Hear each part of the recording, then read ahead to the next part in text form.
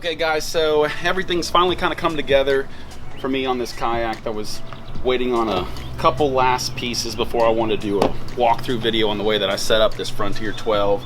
And so what we're gonna do, we're just gonna start in the top and work our way back and just kind of go over the different things that I did with my Frontier 12 to kind of customize it. So in the front here, you can see I got the anchor wizard.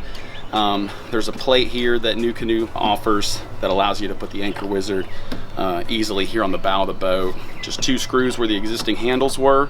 Obviously I got a little tow line here. Coming back through the boat, got some front storage here, a dry box.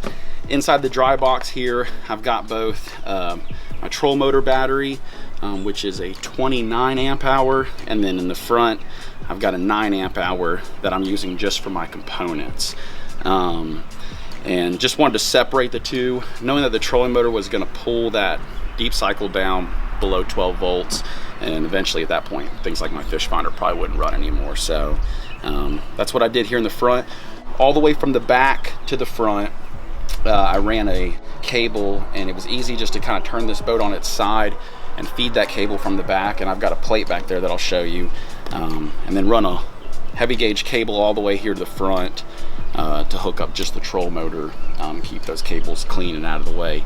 And then moving back here, we've got our front storage area. This holds 2 3700s, and I've got 2 switches in here.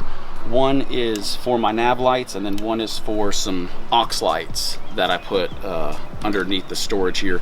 I ended up putting like 3 feet of white LED strip, and then between the nav lights and then putting a stern light on this, technically she'd be legal for fishing at night. But and then I took all of my cabling for the Garmin unit here and put a little through port here, kind of a water resistant through port that all my cables could punch through, and then everything is kind of just being addressed right behind the storage bag here, and I've pulled those up with some Gorilla Tape. The way that I did the 2 switches is I used a 3-pin quick release connection down here.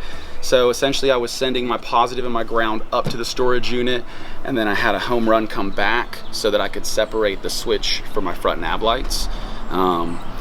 Talking about the fish finder here, yes, it's a giant fish finder. I don't really need 9 inches on a kayak like this, but this was actually a better option for me because the bass boat behind us here, this is the unit from that. So I ended up just buying a separate cradle for it and a sonar, and when I want to switch this from being in the kayak to the bass boat, I can just pop it off and go throw it in the other boat. What's really cool about that is that I like to do a lot of charting, so here in the kayak I can obviously do a lot more exploring that I would necessarily do in the bass boat.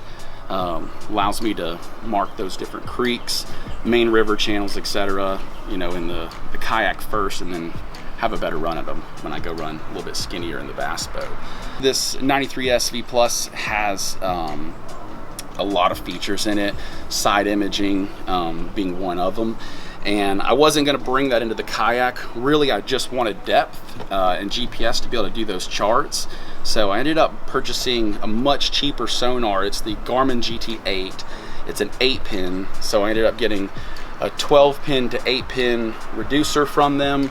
And then that is an in-hole, very small, like 2-inch round, 2-inch wide sonar that I've got inside the boat here, just broadcasting through the plastic, giving me depth, and depth with the GPS signal is really all I'm looking for in this kayak. So coming back a little bit further here, we have our casting bar. The nice thing ultimately about the casting bar is that if it's something that you want up, maybe you're going to be going through a little bit of bumpy water and you want to stand through it because you're fly fishing through some riffle or something like that, you can have it up.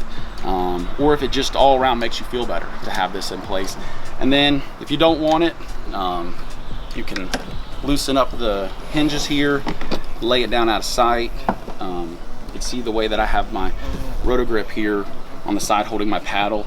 It works for it to be both in the up and the down position, and don't end up losing my paddle rotating between the two. Coming back to my foot pedals here, these are the NuCanoe aluminum foot pedals. They're really nice. When I use wader boots in here, I typically just let my feet rest, but as you guys know that paddle a lot, when you are really trying to paddle, it's nice to be able to have that point of contact here on your feet to really drive in and get a little bit more thrust with your paddle. Second part here of the Anchor Wizard, obviously this is the receiver. My line runs all the way up to the front where it deploys off the front.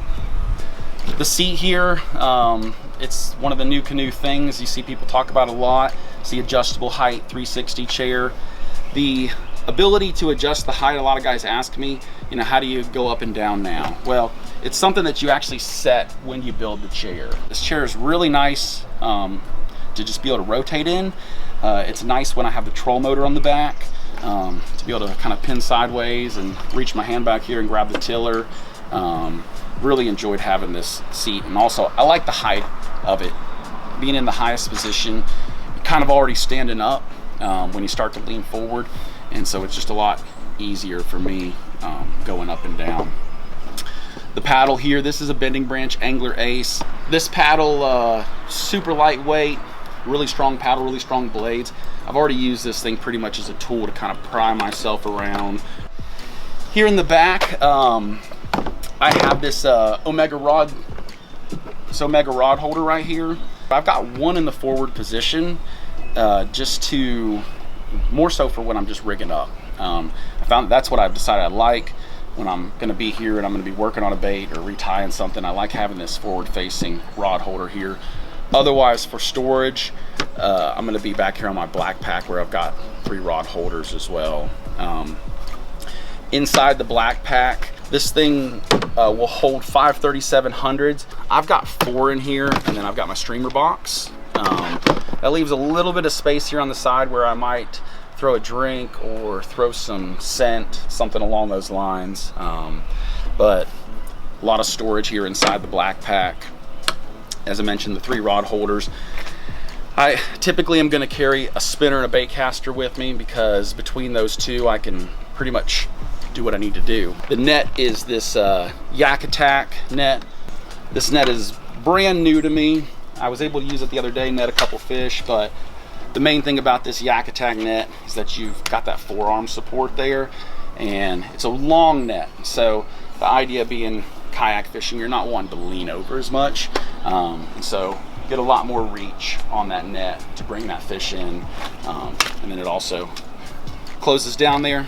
Save yourself a little bit of space here in the back of your boat. Lastly, let's talk about the transom here.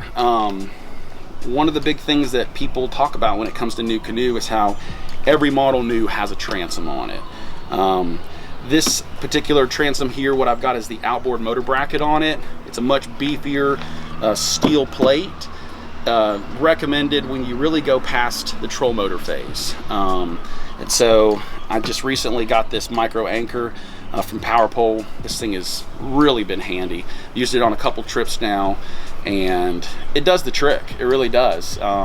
People have asked me, well, what about when you're in 8 foot of water that's moving fast? Well, you've got your limits, just like anything. You know, you got to look at what you're dealing with here. But for those situations where you're in 3 or 4 or 5 foot of water, and even if the water does have some current to it, it does just fine. But typically, if you're river fishing like I do, you're going to try to find that eddy behind the rocks, and you find yourself kind of a slow place that you can, you know, park back in and not really have this thing working too hard for you. But it will buckle down if you want to be out there kind of in the middle of the open water. With this motor bracket, I was talking about the battery that I have up in the front for the troll. Essentially just release these C-clamps here, and behind me here I've got the 30-pound 30-inch shaft troll motor that I use, so I could pop that in.